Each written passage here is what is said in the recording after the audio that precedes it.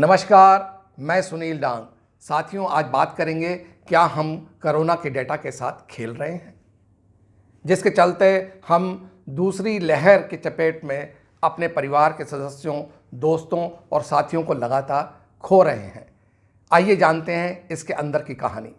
देखते रहिए अंत तक एक नई महामारी की चेतावनी के साथ। भारत अब भी कोरोना महामारी की दूसरी लहर से जूझ रहा है। दुनिया के 40% से ज़्यादा कोरोना के मामले हर दिन भारत में ही दर्ज हो रहे हैं। वहीं दुनिया में हर दूसरी तीसरी मौत भारत में हो रही है। देश में कोरोना संक्रमण के नए मामले में कमी देखी जा रही है, लेकिन मौत के आंकड़े थम नहीं रहे। सबसे बड़ा प्रश्न ऐसे में कि हम कोविड की तीसरी लहर से कैसे लड़ पाएंगे। कोरोना की मौत का आंकड़ा 3 लाख से पार पहुंच चुका है। कुछ माह पहले भारत की स्थिति अच्छी थी। यह सोचकर बुरे दिन बीत गए, अधिकारी और नागरिकों ने सावधानी बरतना छोड़ दिया।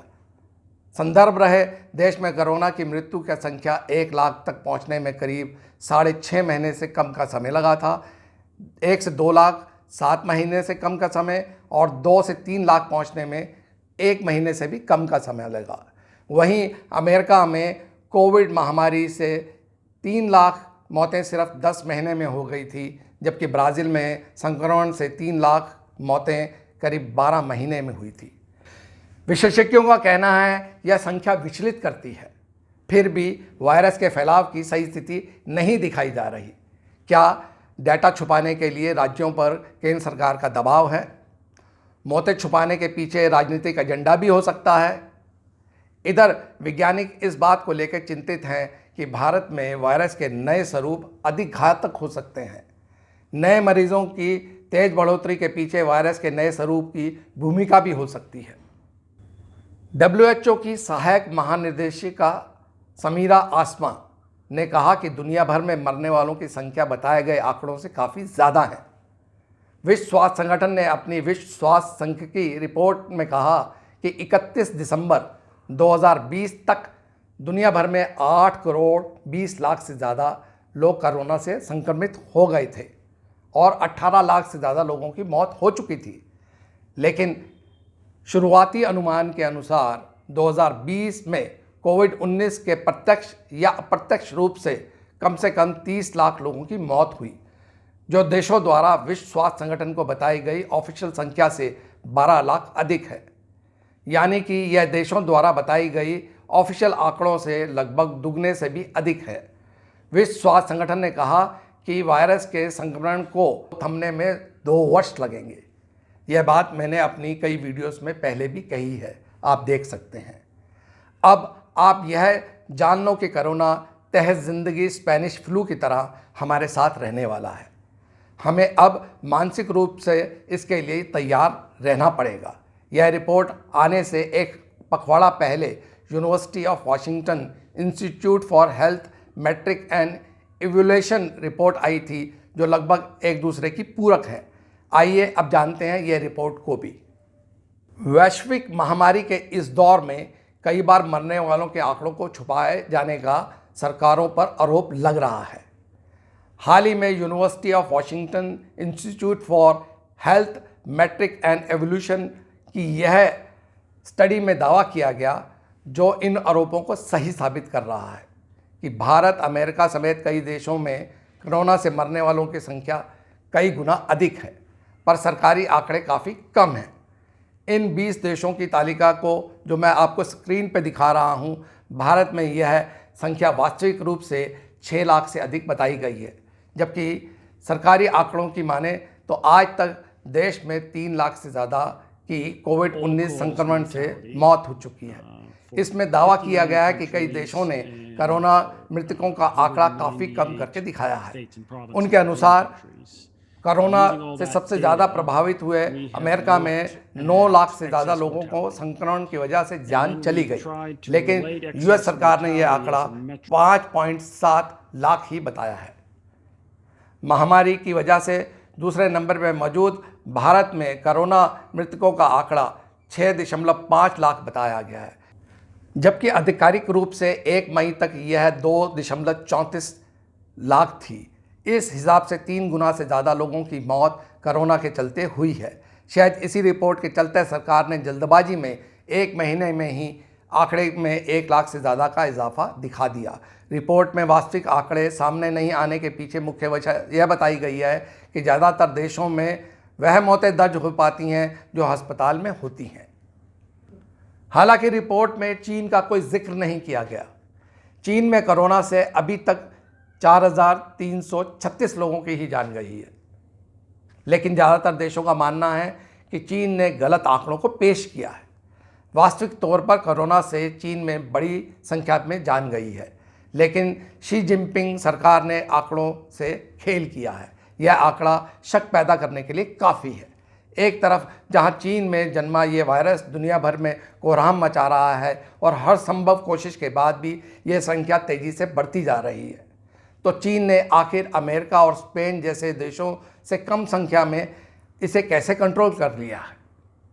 University of Washington institute for Health Metric and Evolution के विश्लेषण में पाया गया कि उन देशों में सबसे अधिक संख्या में असूचित मौतें हुई हैं जहां पर अब तक सबसे बड़ी महामारी हुई है।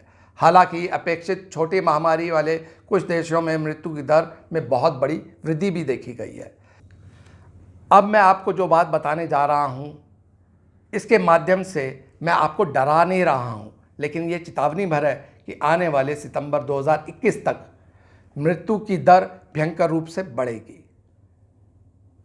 इन आंकड़ों में जो कि इस स्टडी के ग्राफ के माध्यम से मैं आपको स्क्रीन पे दिखा रहा हूँ, इनको मैंने सिलेक्ट किया है पहले वर्ल्ड के, फिर इंडिया के, और साथ में उन स्टेटों को जो कि जहाँ पर कोविड का बहुत बड़ा असर देखा गया है, दिल्ली और महाराष्ट्र, और डेथ टोल दिखाया गया है। इसको देखकर आत्मा भी डर जाती है, पर यह महज एक चेतावनी है और हमें यह आने वाले 3 महीनों को बिना समय खोए इस चेतावनी पर रात दिन काम करना होगा। कोविड-19 से होने वाली कई मौतों की रिपोर्ट नहीं की जाती है क्योंकि कई जगहों पर कमज़ोर स्वास्थ्य रिपोर्टिंग प्रणाली स्वास्थ्य देखभाल में कम पहुंचने वाली इस चुनौती को बढ़ा देती है।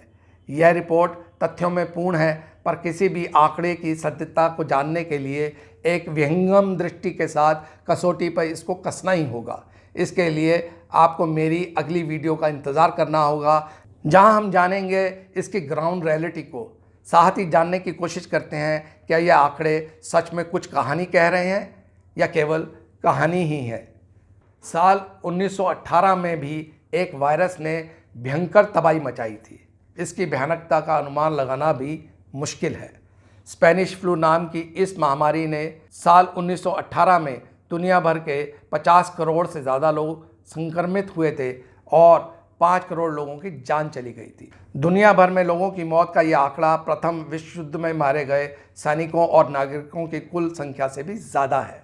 WHO के global influenza surveillance and response system के एक्सपर्ट और वर्ल्ड वाइड इन्फ्लुएंजा सेंटर के डायरेक्टर डॉक्टर जॉन मैकॉली ने आग्रह किया कि लोगों को इस बीमारी की वापसी के लिए तैयार रहने की ज़रूरत है। उन्होंने कहा, क्योंकि हमने इसे स्पेनिश फ्लू को पहले देखा है, हम इसे फिर से देख सकते हैं। अभी भी इस तरह की महामारी के लिए तैयार रहना होगा।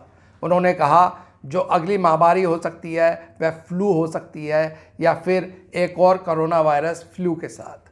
लोगों को पता है कि फ्लू और कोरोना क्या क्या कर सकता है।